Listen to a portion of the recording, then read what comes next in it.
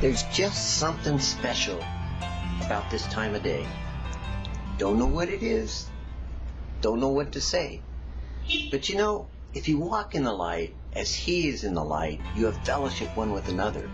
When you see the light breaking forth, casting its glow, as it were, through the sunshine of someone's smile, or through the delight and the sparkle in the eyes, you notice it and you say, wow, there's something different about that person. They have the light in them. You know, when you wake up in the morning and you look at the sunrise and you see, wow, look at the way that the sun crests the horizon and it just casts its beams all the way across around the world. You stand amazed. You go, ooh, this is pretty. I should take a picture. When you consider those things and you meditate upon them, when you look at the light, you see things differently in a different perspective. You kind of notice things that sparkle in the light. You notice things that seem to glow from the light. You notice things that seem to cause you to pay attention to them more so than you would have had they not been in the light. For instance, if you were wearing black and you were in the dark, you wouldn't notice. But suddenly when the light is cast upon the black, you notice the dark. When light is cast upon darkness, it's interesting that you see it. For the shadows are made aware, but when it's in the light, oh my God, the shadows flee from fright or out of sight.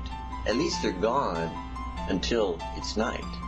But whether we rhyme it or whether we put it in time, whether we choose to pay attention to the light or not, is our own detection and our own reflection of how we deal with God in a personal way. Because you are a child of the light.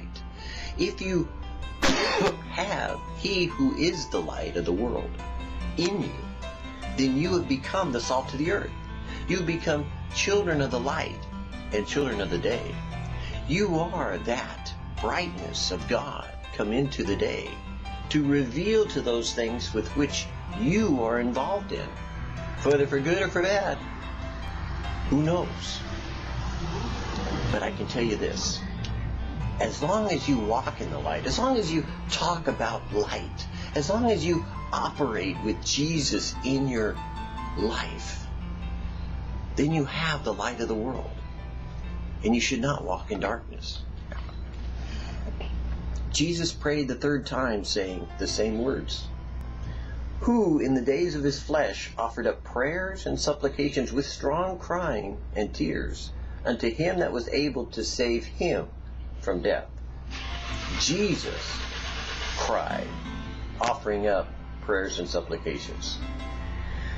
Then shall we know if we follow on to know the Lord, continuing instant in prayer, praying always with all prayer and supplication in the Spirit of God, and watching thereunto with all perseverance and supplication. By prayer and supplication with thanksgiving, let your requests be made known unto God. And the peace of God, which passes all understanding, shall keep your hearts and minds through Christ Jesus. Nevertheless, not as I will. This is the confidence that we have in Him, that if we ask anything according to His will, He hears us. Delight thyself in the Lord, and He shall give you the desires of your heart. Commit your way unto the Lord. Trust also in Him, and He shall bring it to pass. I like when light came into the world, for it is said that when light came into the world, men received it not, for they loved their deeds and the things that they did in darkness rather than come to the light, lest their deeds be revealed for what they were. And you know, that's how we ought to be in the morning. We ought to come to God, that our lives may be revealed, that our lives might be lit, as it were, that we might have the lamp so to speak, of the candle of who we are, of the wick of our own experiences with God, placed in that candelabra that God has in heaven, that menorah that he walks in the midst thereof, that he might see the light you are and bless you today for the way that you're walking in his light.